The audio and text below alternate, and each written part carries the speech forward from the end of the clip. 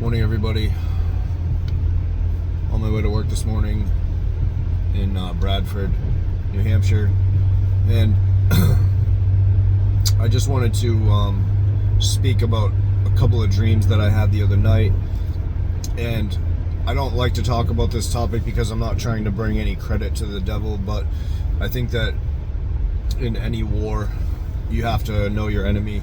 And so it doesn't matter what book you read, what book you listen to online. It doesn't matter anything that you ever come across in the course of history. There's only two sides.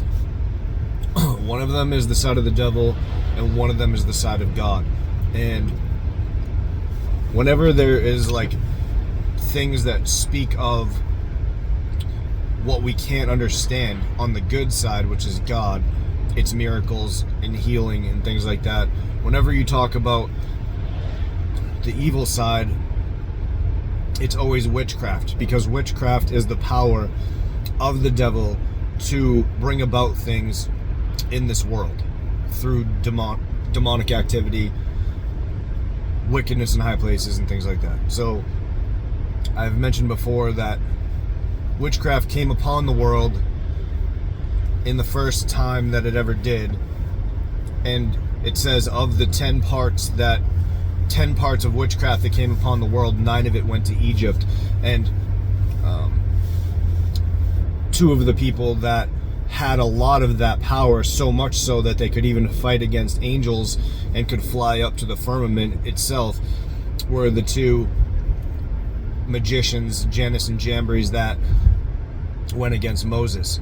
They don't often talk about what happened with Moses' staff, but basically it became a giant basilisk, a huge dragon snake, and it ate the other snakes. But they don't talk about that. They just tell you, oh, it was a regular snake. It wasn't. It was huge. It was massive.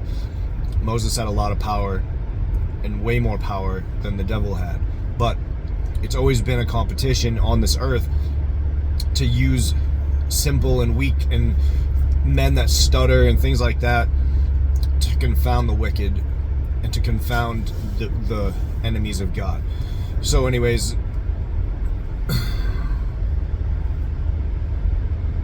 when witchcraft came upon the world, it was when a man was desiring some sort of power, and Satan told him to sacrifice his child to obtain that power, and the blood would give him the power. So the man did it, and then he was given magic. This is what you see when you see Hollywood actors either sacrifice their child in life as killing them, and then they had a tragic accident.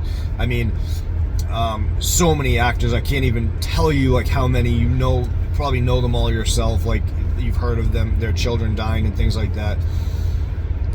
And this is often spoken of as like bringing your child through the fire and things like that, because back in the day they used to burn their children and things, like on the statue of Moloch and things like that. So the other thing that they do if they don't kill their child is they change their child from either a girl to a boy or a boy to a girl. And they do this very young, so that most of the time, now it's open so they do it at any age, but in the original times they would do this very young so that you didn't notice. And many of the different people that have been the supposed wives of even presidents, like George Bush Sr., who was part of Skull and Bones and part of the Trilateral Commission and part of the United Nations and all these things, who said he wanted to bring in the New World Order, his wife, supposed wife, Barbara Bush, was a dude. Like one of the deepest voices dudes you've ever seen. And some people even say the daughter of Aleister Crowley, which if you look at the pictures, it's uncanny, the resemblance, which would make a lot of sense as well. But so technically I guess it's the son of Aleister Crowley that turned into a woman, so whatever. I'm gonna skip now to 2 dreams I had the other night sequentially, and it was right after I had read from the Gospels that they have labeled as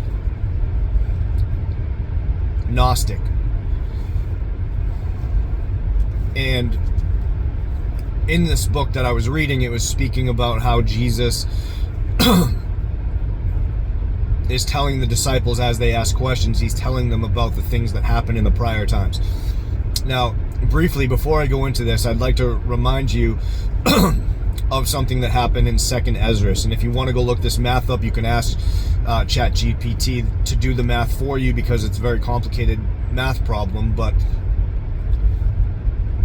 I asked, based on what the angel tells Ezra in 2nd Ezra, part of the Apocrypha, which means hidden, I asked to find out, according to that analogy that the angel gives to Ezra based on time, where even in Ezra's time it was only mist that was left, and the other times before that were like rain, and it was like, I forget how it's explained, but it's like dark rain and then light rain or something like that. So it tells him that of those times now there's only mist left, and that was back then, which was like 2,000 years ago or so, or even more than that. So if there was only mist left back in Ezra's time, then I said, can you do the math and find out how much longer time has existed before Adam, and being like Adam when he fell down to this earth, of 7,000 years, and the 6 days given over to man, and then the 7th being the 1,000 year reign with Christ on this earth. Like, how long was time before that? And it said like some ridiculous number, like 7 billion something, like it was so many zeros, it was like basically eternity. It was like, it was so long. And then it made me realize that it was an octet or something like that, which it's like more than a trillion. It's like more than, it's like 100 billion trillion or something like that. It was like very long compared to that. And the reason I asked it that is because we do have copies of the Sumerian Kings List, which says that some of the fallen angels ruled upon the earth before it was destroyed, and then it was barren when God recreated it in Genesis for Adam to live upon when he fell, and us to go through all of time here as men. So and Zen talks about this, like the prior times, like Atlantis and Mu, and like that's why we have the Bigfoot now, is because like they were the primitive workers that worked on Atlantis, and the fallen angels were judged for creating a creature and then imprisoning it and all this other stuff. And that the Queen of England was actually a reptilian dragon lord that ruled over like even us now as the line of Cain, because Cain is the son of Eve with Satan, and it's a serpent race, and they can speak to each other telepathically, and that's why they do the one eye thing and all this other stuff, like in Hollywood and blah blah blah. I mean, Justin Bieber was seen transforming into a reptile twice by his fans at airports and stuff, and look at what he's going through now. He goes to, as soon as people see him transform into a reptile, he runs to Hillsong Church, which is like a demonic church anyway. So it's like, and then their head pastor gets found out to be like doing sexually promiscuous things with his like staff and kids and the people at the church and whatever. You know, I'm just saying, like, follow the road, and you'll see that the fruit of the tree is bad. It's a poisoned tree. But anyways, so the reason I bring up that is because the fallen angels have ruled over other parts of like the human race, like not Adam's race, but like God in Genesis made men in pairs, like men and women in pairs, like at first, before he made Adam and Eve, because Eve came from Adam's rib. So it's not talking about those humans when it says God made them in pairs. It's different. So there's basically like 2 creation stories in Genesis. I'm not going to get into all that. These are all statements so you can understand where I'm going with this. So I'm just prefacing the dream that I had the other night, because one half of the dream cycle, the first dream, was of the spirit world, and specifically the demon world. And the second was whatever my task is going to be in this world very soon, if not already, because I'm already doing this, and I have been doing this for like 10 years and struggling with my own sin and just being a human, struggling every day, trying to pay my bills and every other thing that we all go through as humans. So I'm just trying to like explain it all this way, but the dream started in the demon world. And to give you a picture of how it began, I don't know if you've ever seen, and I hate this song and I hate to even bring it up, but it's the only way I can describe it to you. There's a song like Thunder and Lightning or something like that by Imagine Dragons, which is odd because they're demonic, and they even said, like, whether they were joking or not, that they're part of the Illuminati. And so in this dream, I started in what was almost like a cave, but it looked down upon a world, and I knew it wasn't a cave because around me was like brick floor and like a circle, like a doorway, and then like it was ornate around me. Like I could see that there were ornate fixtures around me and stuff, but it was dark, but like, and it was like cave-like. And then I'll explain to you what it was once I get out of here in this dream. So like, there were 3 beings with me in this cave in front of me, and they just floated out into this world, and I could see the world down below me. And in it, if you could imagine a world very similar to like Tartaria or like a steampunk type of world where everything is ornate. Like you can even look it up like online. There's like pictures of like the way they used to make gutters and like gutter spouts and things like that with like ornate figurines and like fish and like weird things and like stuff like that. Like if you can picture that. So there's these 3 smokestacks that are sticking up right outside of the cave, and the 3 beings that were with me looked just like the beings, the 2 men and 1 woman that were like lizard-like creatures that were from the Imagine Dragons like song, just like that. And I don't watch this, so it was weird that it was in my dream, but I believe that video is based on real spirits in the real demonic world, and that might sound nuts, but I really felt it in this dream. So as I'm standing there watching them float out onto nothing, they're just floating out to these spouts, they start to puke inside of these tubes, and they were vomiting like so much filth into these tubes. And then as they're doing that, they stop, and I jump out of the hole. And I was, usually in my dreams, I'm scared of flying, but I wasn't in this dream. And as I jump out of this, the tower, which I realized I was inside of a cave that goes to a tower, the tower I was in was inflatable, and it started to fall down. It started to collapse. And I kind of skidded with my hand on the side of a building to slow myself as I was falling. And then I landed on the ground, and I asked the woman there, and the 2 men started to like go off in their own direction. But the woman, I asked her, how are we going to get back to where we were now? And she said, there's another entrance. And I was like, oh, okay. So I don't know if that was like one of the entrances to hell. And it's like, I don't know, like when I tried to have this dream like interpreted and explained, it said that it might represent Babylon is falling, and the demons were giving their filth back to the realm that they have to put their filth into, which is the demonic realm. They're expected to bring a certain amount of filth back with them. So they did, gave it back to the system, and once we were on the ground, me and this female, what seemed like a vampire, and the whole world was filled with all these vampires.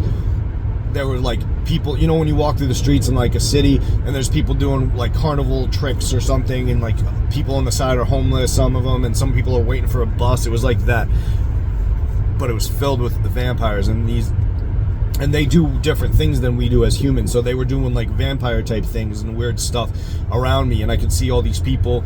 And it was like, what's weird about this specific dream is the city and the trees and the it kind of looked like the real world, but it had a shine to it. And the only shine I've seen like that is the dream I had about Joel Osteen when he asked me to come work for him, and then I said no, and he circled me like a wolf, and he said, doesn't really matter anyway, the time's almost up. And I was like, oh, okay, so he knows time's almost up. So as we know, the Pope just died at 88, and there has to be something coming, because as I was walking through this street, we ended up down a road that ended in a giant glass praetorium type building, and inside of it were thousands of demon-like creatures. Some had no faces. They were caved in, like nasty, gross, disgusting stuff I can't explain to you. And then we're at like a train station outside of this room, and I could see the demons all freaking out at each other and all the stuff inside the room. And then as I'm sitting there waiting for the person to get a train ticket or whatever, there were all these vampires sitting around me in trench coats and stuff, and they're trying to like paw at me, but they couldn't touch me. And so before I get to the train station, me and the female vampire are walking, and somebody threw something at me, and I thought it got stuck on me, and I was freaking out. And then I realized that it had gone inside my jacket, and when I pulled it out, the woman goes, "Check it." And I said, "Okay," so I check it, and it was just a pacifier. Somebody threw a pacifier at me, and I pulled it out of my jacket, and I threw it on the ground, and it wasn't anything that could harm me. So we get to the train station thing, and these vampires are trying to like touch me, but they can't. And then they're like saying stuff to me, like trying to recruit me, all these weird things. And then I think she got a ticket, and we left, and the dream was like basically over. And then it switched from there to me being on the top of a mountain in a beautiful landscape, prettier than I've ever seen in my entire life. And there was like, I know there was a group of girls with me. And usually when I have dreams of girls with me, they're trying to like sexually attack me, but it wasn't this. It was something else. It was like they were not bad women. They were like young girls or something. And in my mind, the only way I can picture it is maybe the 10 virgins, the 5 wise virgins, and the 5 wise and 5 foolish virgins were like with me on the top of this mountain. And so I'm looking down from this hugely high mountain, and I could see mountains all around me, and it looked over this crystal clear blue lake like in Colorado or something. And on one side it was just plain, there was nothing on except the lake. On the right side was like people down at a beach or something like that. So as I'm looking down at the beach type area, I noticed that I'm hanging onto something, and I reach down inside of a cave that's at the top of this mountain, and I start pulling out these gemstones, and they're massively like beautiful ornate gemstones that were like rocks cut in half with gems inside of them. And as you know, the Bible is the rock, and Jesus is the rock. And so like these gemstones are these hidden gems that it talks about in some of the parables that Jesus talks about, and I'm handing them to the girls, and they're grabbing them out of my hands and stuff like that. And so when I had this dream explained, it was talking about how like I'm handing these gems of truth to like the 5 wise virgins at the end of time. And as I'm hanging there with my left arm, which is actually hurt in real life right now, like a little bit. So like I was hanging there, and I was like, how am I hanging here with like my arm being hurt like right now? And it said, like I noticed that there was like a bolt in the thing I was holding on to, and I realized the thing that is encapsulating the gemstones is artificial. It looked like a toy at like a Burger King like amusement park thing, like, or you know, outside when you could play, like back in the day they had like toys that you could play with, like ride on and stuff at Burger Kings and things, like those things with the coils on the bottom, and you sit on it and like it like swings you back and forth and like weird stuff like that. It looked like that, and it was bolted to the mountain. So it seemed like it was like the false religious system encapsulating the gems of the Lord or something like that. That's really what it felt like in the dream. So I'm hanging there, and I'm actually afraid because I thought I was going to fall because I couldn't hold myself up. But then I pick myself up and I get on top, and then the dream ended and I didn't get hurt or anything like that. So I just find it a little bit odd that, number one, the realm in the evil place was the same as it was when I spoke to Joel Osteen, so it seemed like it was the demonic realm that I was in. And I can't fathom like how evil this place was like to you. Like I can't like explain it to you properly. Like it was so ornate and like so much more detail than I just described to you. But it was like I could see like the sky, I could see like the tower that was inflatable falling towards me, and like a lot of things there grossed me out, like them puking obviously, but like the people there were disgusting. Like they were just filthy people, like not because of, I could feel it on their presence. And it said that the pacifier thing might have been something that's trying to shut me up and not speak what I'm trying to speak, and also that evil demonic entities. They couldn't touch me in this realm. They couldn't come near me or touch me, and they didn't hurt me. And the fact that it was 2 men and 1 woman and they're evil vampires might represent the false trinity that's coming right now. And so I'm just giving it as a warning, and that if you have time, you should really get into the books that I'm telling you to read, because they're going to help you in these end times, like the Book of Enoch, like the Gospels that were dug up in Qumran. These are all treasures that are given back to us at the end of time. So I would encourage everybody to read them as much as you possibly can, and while you have the chance, seek God while he may be found. So God bless you guys. I hope that helps you with your day. And if you have any questions, as always, just reach out when you can. Thanks. Take care.